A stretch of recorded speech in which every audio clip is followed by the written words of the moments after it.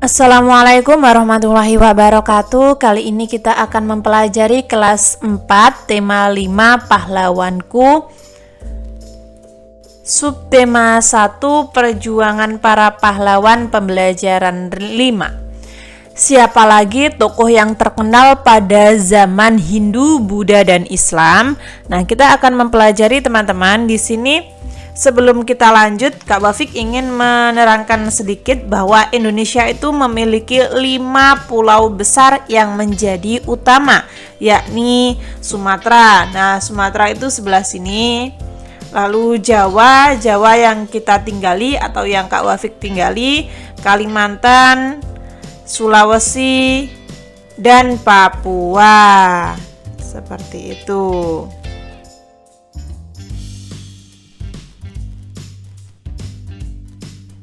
Nah, di sini ada banyak sekali pulau-pulau kecil, teman-teman. Di sini ada Semenanjung Malaka, ada Kepulauan Nusa Tenggara, Maluku. Nah, seperti itu. Dan masih banyak lagi ya.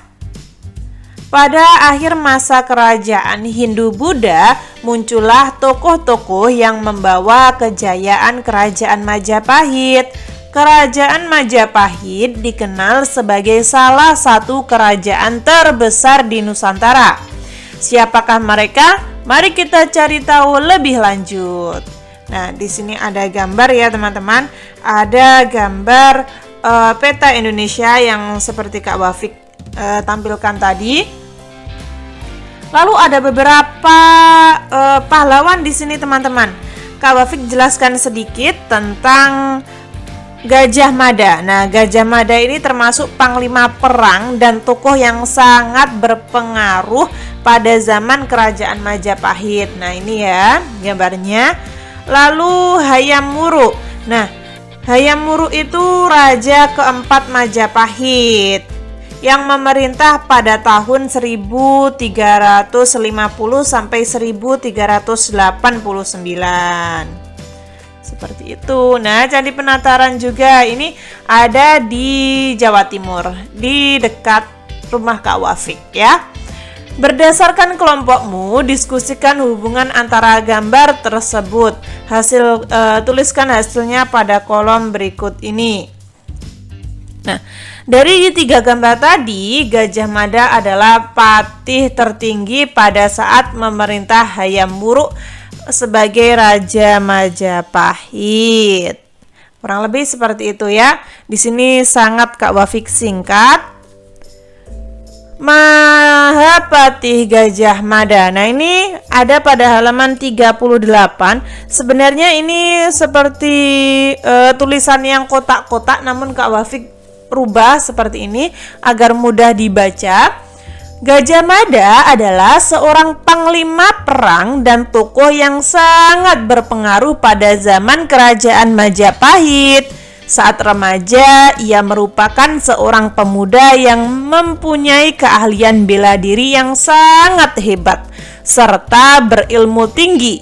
Pada usia 19 tahun, Gajah Mada berhasil menyelamatkan rajanya, yaitu Prabu Jayanegara. Oleh karena kecakapannya, pada tahun 1319 ia diangkat sebagai Patih Kahuripan. 2 tahun kemudian ia diangkat sebagai Patih Kediri.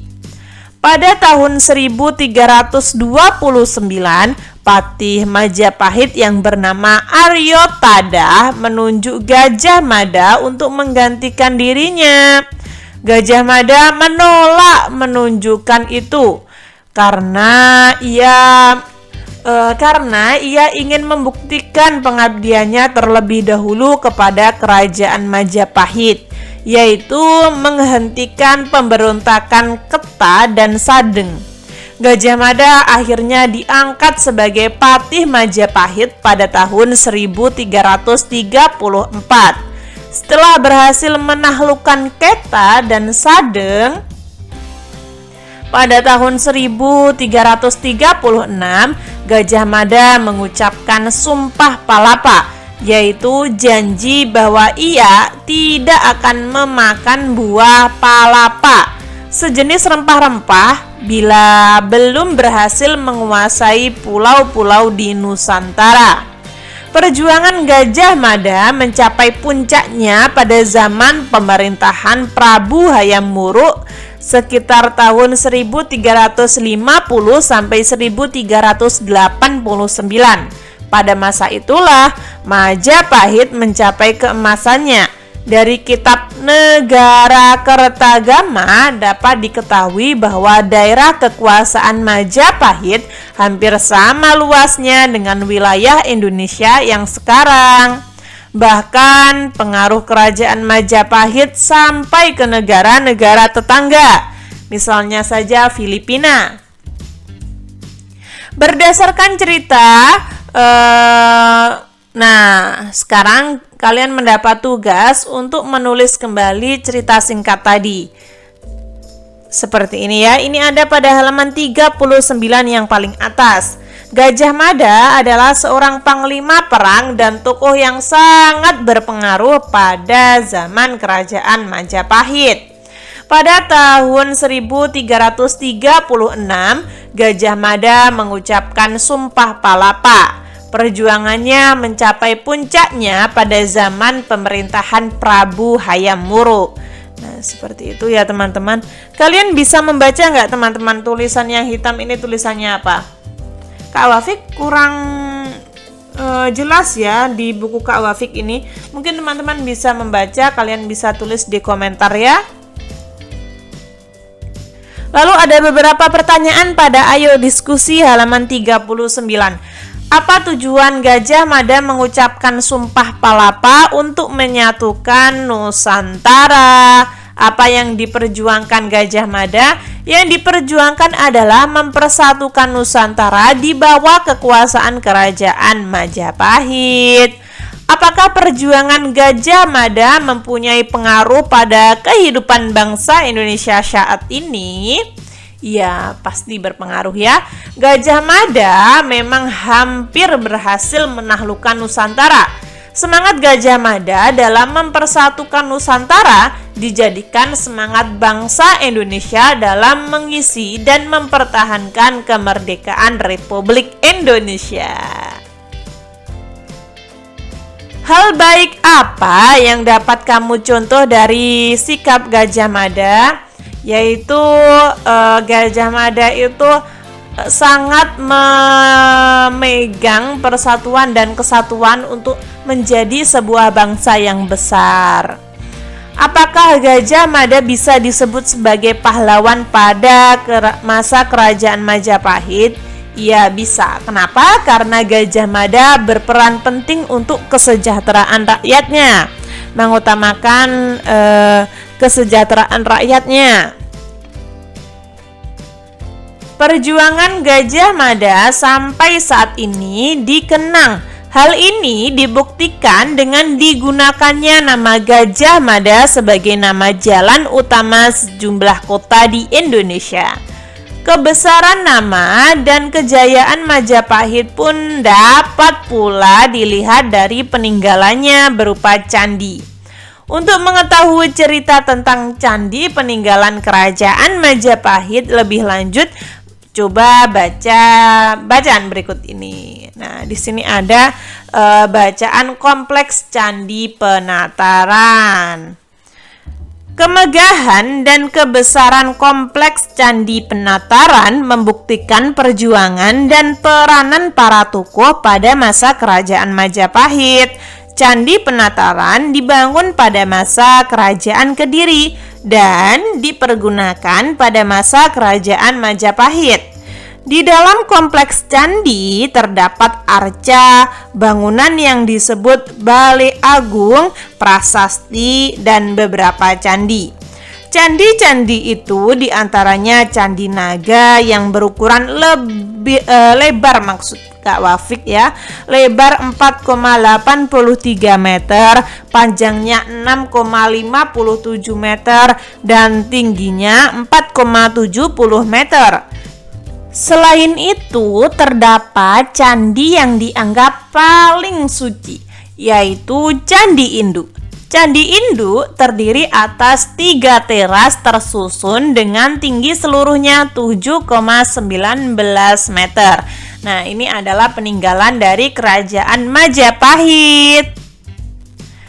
Tulis pendapatmu tentang Candi Penataran pada kolom berikut. Nah, Candi Penataran membuktikan peranan dan perjuangan tokoh pada masa Kerajaan Majapahit. Dalam candi tersebut terdapat arca dan prasasti. Candi Penataran sangat indah dan harus dijaga kelestariannya. Misalnya saja seperti itu. Ini ada pada halaman 40 yang paling bawah. Gajah Mada adalah tokoh yang memiliki jiwa kepahlawanan yang luar biasa. Tokoh yang pantang menyerah dan tak pernah gentar. Di sini ada lagu Maju Tak Gentar yang kita nyanyikan dengan semangat kepahlawanan. Maju tak gentar, membela yang benar. Maju tak gentar, hak kita diserang. Maju serentak, mengusir penyerang. Nah, kurang lebih seperti itu ya teman-teman. Maaf Kak Wafik kurang mahir dalam bernyanyi. Kalian bisa bernyanyi sesuka hati kalian ya. Maju tak gentar menggambarkan keberanian rakyat dengan perlengkapan seadanya melawan bala dayang. Bersenjatakan lengkap dan modern.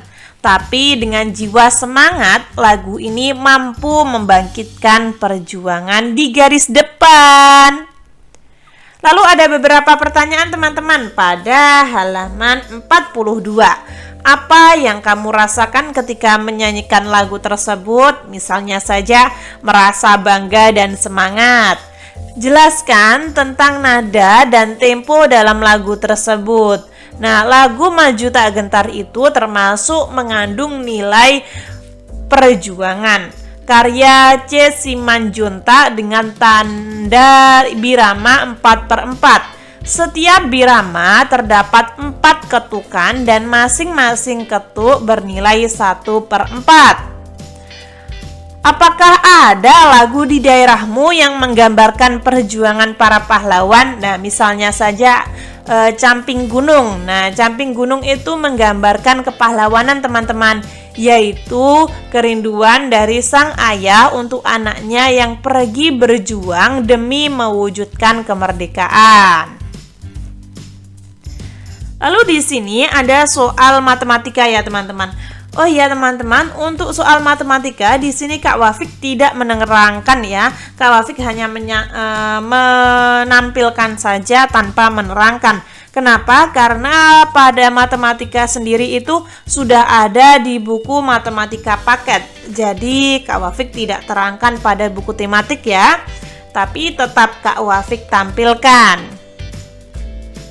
Nah, ini ada pada halaman 44. Nah, untuk yang gambar warna coklat itu adalah gambaran jawabannya seperti itu ya.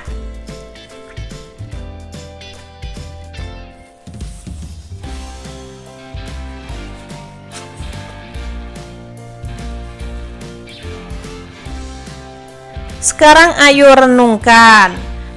Bagian mana yang sudah kamu pahami dengan baik? Misalnya bagian menyanyikan lagu. Bagian mana yang belum kau pahami? Misalnya bagian mengenai tokoh masa Hindu dan Buddha. Apakah materi yang telah kamu pelajari tersebut bermanfaat dalam kehidupan sehari-hari? Tentu saja bermanfaat. Dengan mempelajari kepahlawanan, kita dapat menumbuhkan rasa cinta tanah air, cinta para pahlawan, menghargai jasa-jasa pahlawan, dan masih banyak lagi. Bagaimana perasaanmu saat belajar? Saya sangat senang dan bersemangat. Misalnya saja seperti itu. Ini ada pada halaman 46 teman-teman.